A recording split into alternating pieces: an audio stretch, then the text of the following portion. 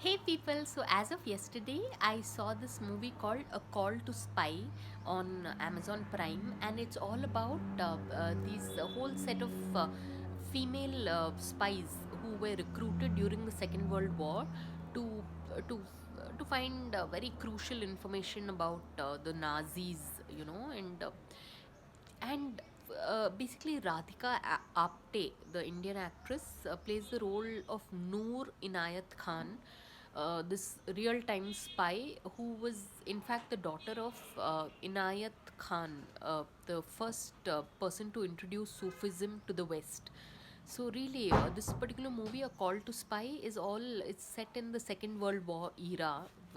So it's very it's a serious film, but this is a film that you should watch if you want to have a better understanding about how life was at that point.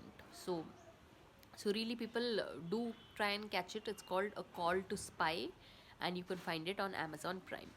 So on that note, thanks for watching and please subscribe.